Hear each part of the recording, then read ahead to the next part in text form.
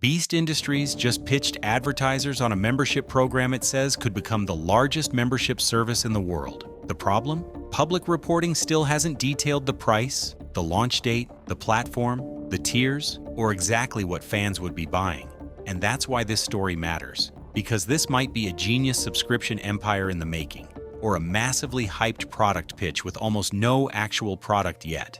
On May 12th, Beast Industries held an invite-only breakfast at Penthouse 45 in Manhattan during Upfronts Week, the same week legacy media giants pitch advertisers for giant budget commitments. Reported attendees included people from Coke, KFC, Disney, NBC Universal, Samsung, and Lamborghini. So this was not some casual creator meetup.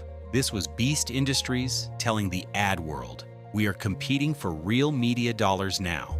And the big reveal that morning was a membership program that the company reportedly said could become the largest membership service in the world. The perks shared with attendees included early access to content, exclusive content, member challenges, and some kind of philanthropic element. That is the reported core of the pitch. But the event also made something else very clear. This is not being positioned like a normal YouTube membership or a Patreon clone. Beast executives reportedly talked about food, fitness, gaming, entertainment, mobile services, financial services, and more. In other words, the membership wasn't presented as a bonus video product. It was presented as the subscription layer for a much bigger Beast ecosystem. And that matters because Beast Industries is already far beyond one YouTube channel. Business Insider reported that Feastables generated $215 million in net revenue in 2024, while Beast Industries itself has been valued around $5 billion and spans media, consumer products, software, fintech, philanthropy, and brand partnerships. There are really three separate questions here. First, what was actually announced? Second, is this really for fans, or is it mostly a better business package for advertisers? And third, can MrBeast's audience actually convert into paying subscribers at the scale this pitch implies? Start with the first problem. The product is still mostly a teaser. Public reporting has not yet detailed the launch date, price, app or platform, tier structure, content schedule, or exactly how the philanthropic piece would work. So when people hear largest membership service in the world, they are reacting to scale and ambition, not a finished offer. Second, look at who this was announced to. Not fans, advertisers. That is a very important signal. The membership was revealed at a private breakfast filled with major brand and agency people during Upfronts Week. That suggests this is not just about getting viewers to pay $5 or $10 a month. It's also about proving Beast can build owned distribution, recurring revenue, first-party data, and brand integration opportunities outside of YouTube's platform limits. And third, conversion is the real business question nobody can answer yet. MrBeast has enormous reach. Business Insider framed the story around roughly 476 million subscribers, while other company-facing figures have put his total audience at over 650 million subscribers across channels, plus more than 5 billion monthly views. But reach is not the same thing as paid demand.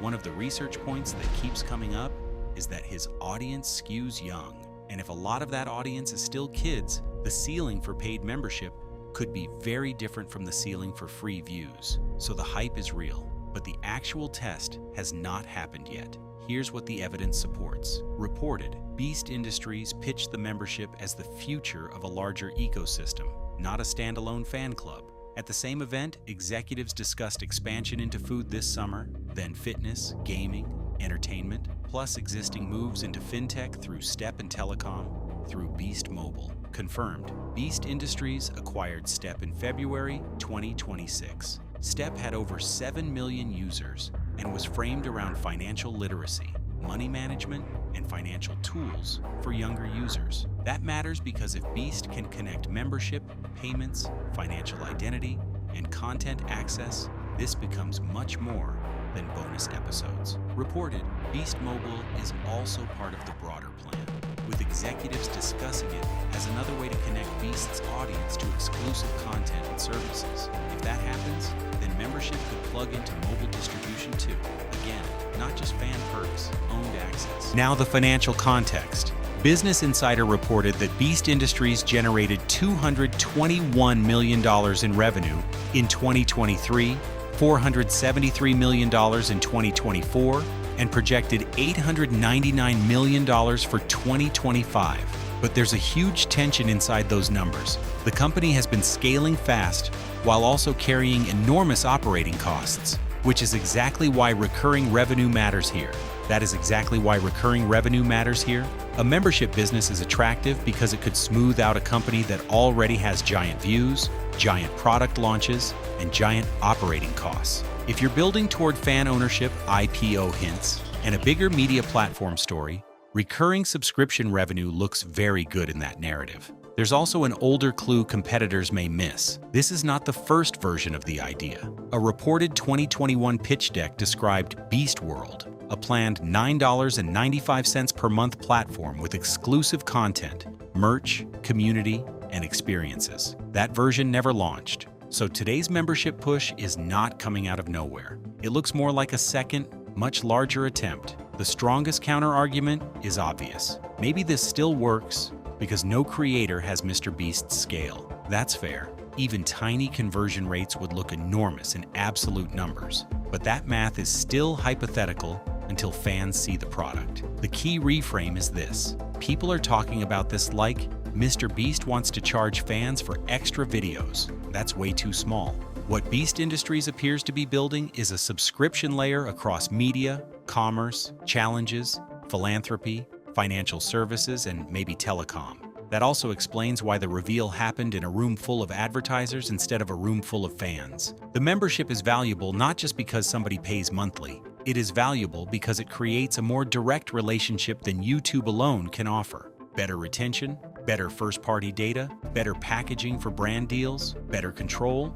And control matters a lot in the MrBeast business story. The cleanest cautionary example is MrBeast Burger, where scale and partnership structure reportedly created quality problems and legal conflict. Feastables, by contrast, is repeatedly presented as the example where tighter control worked. So if Beast is serious about memberships, this can't just be ambitious. It has to be reliable. Consumers have to understand what they're paying for, and the experience has to actually match the scale of the promise. So the real question is not whether memberships are smart. They are. The real question is whether Beast can turn one of the biggest free audiences on the internet into a paid product people actually understand and trust. So here's the verdict. MrBeast's membership idea makes obvious business sense, but right now, based on public reporting, it is still much more of a pitch than a finished consumer product. The ambition is obvious, the business logic is obvious, the ecosystem is real,